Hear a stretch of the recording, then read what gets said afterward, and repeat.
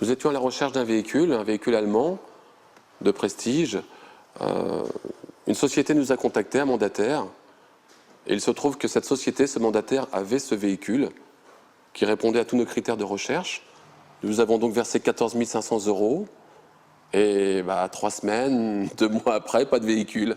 Et aujourd'hui, 10 mois après, nous n'avons toujours pas de voiture. Et lui a toujours nos 14 500 €. Patrick porte plainte et mène son enquête. Il découvre qu'il n'est pas la seule victime dans ce cas. Au total, 7 autres personnes qui ont eu maille à partir avec ce mandataire. Dans ce dossier, des bons de commande qu'elles lui ont adressés. Bon de commande d'un véhicule de 37 000 €. Acompte 37 000 €, non restitué, véhicule non livré. Plus de 100 000 €, acompte 10%, à la commande non restitué, véhicule non livré. Bref, j'ai à peu près recensé entre 150 et 200 000 € d'acompte non restitué pour des véhicules non livrés. Moi, j'appelle ça tout simplement une arnaque. Patrick n'a pas l'intention de se laisser faire. Depuis maintenant 10 mois, il tente par tous les moyens de récupérer son argent. Seulement voilà, depuis 2 mois, les choses se sont compliquées. Selon les publications légales, l'entreprise a été liquidée judiciairement pour défaut de paiement. Mais Patrick vient d'apprendre que le mandataire continuerait son activité. Et c'est pour cela qu'il se rend aujourd'hui à Paris, au siège de l'entreprise. À ses côtés, c'est Arnaud, qui lui a perdu 37 000 €. Tous les deux vont tenter de récupérer leur argent auprès de l'homme qui s'était engagé à leur fournir leur voiture. Seulement, problème. C'est fermé. On aurait cru que c'était ouvert. Le magasin est fermé, mais certains indices laissent pourtant penser que le mandataire n'a pas totalement cessé ses activités. L'ordinateur est allumé. Hein. Ouais. Donc l'ordinateur est allumé, ça veut dire qu'il y a encore du courant. Donc s'il y a encore du courant, ça veut dire qu'il paye des factures. Que la machine à carte bleue, elle fonctionne aussi encore. Je pourrais passer ma carte bleue à l'intérieur. L'imprimante est encore sous tension. Il n'y a pas de poussière sur les Il y a de la bureaux. poussière nulle part. Voilà, c'est un local d'activité qui ressemble à n'importe quel autre. Donc c'est toujours vivant. Donc n'importe qui peut encore se faire avoir. Donc ça dure, ça peut durer. Pour en avoir le cœur net, les deux hommes décident de se rendre dans un garage à 500 mètres de là, qui, d'après eux, appartiendrait au mandataire. Bon, de mémoire, je sais que c'est par là. Je me rappelle. Sur le chemin, ils découvrent que celui qu'ils cherchent est connu dans le quartier. Et il n'a pas laissé que des bons souvenirs. J'y suis allé une fois. Ouais, c'est là. Je ne pense pas qu'il ait une bonne réputation dans le quartier. Il n'a pas de bonne réputation, non. Ils ont escroqué un de mes amis. Donc, Oui. On a fait procédure, on a saisi les comptes bancaires, on a Oui. rien dessus.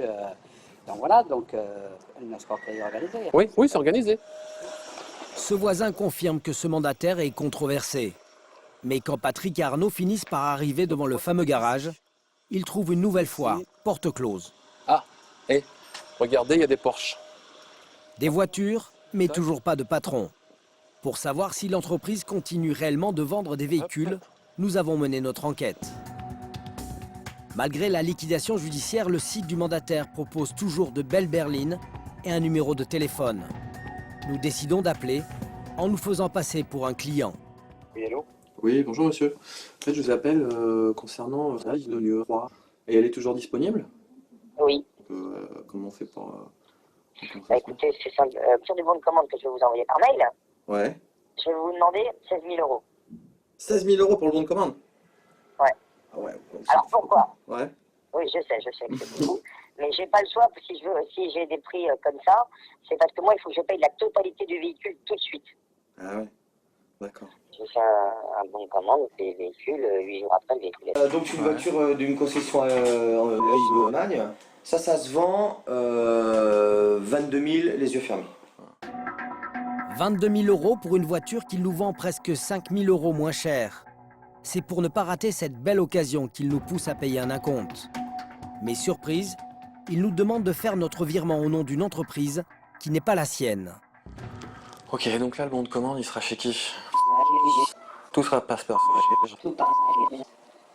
Moi, Et du coup, c'est une entreprise sérieuse ou? Ah oui, sinon je ne travaillerais pas pour elle. C'est quoi, c'est un gros truc? Non, c'est pas un gros truc, c'est une petite société qui fait aujourd'hui 20-30 voitures à des professionnels par an. D'accord. Et ils ont Comme pas, ça. ils ont pas de showroom? Ils ont pas, pour l'instant, ils n'ont pas de showroom.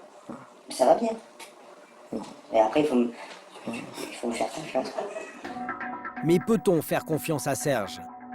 Et cette nouvelle entreprise livre-t-elle toutes ses voitures à ses clients? Patrick est persuadé du contraire. Aujourd'hui, une victime s'est manifestée, m'a adressé un bon de commande de la société. L'homme a payé 10 700 € pour une grosse voiture allemande qu'il n'a jamais reçue. Lui aussi vient de porter plainte.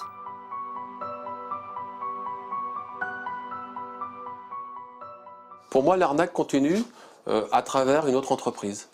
Ça, c'est clair, c'est indéniable. À partir du moment que vous rencontrez les mêmes personnes, même si ce n'est pas la même entreprise, ce sont les mêmes animateurs, les mêmes vendeurs, les mêmes escrocs. Patrick a fait le deuil de sa voiture. Il attend maintenant qu'un procès ait lieu. S'il arrive à persuader les juges que le mandataire n'a pas rempli toutes ses obligations, il peut espérer récupérer son argent et des dommages et intérêts.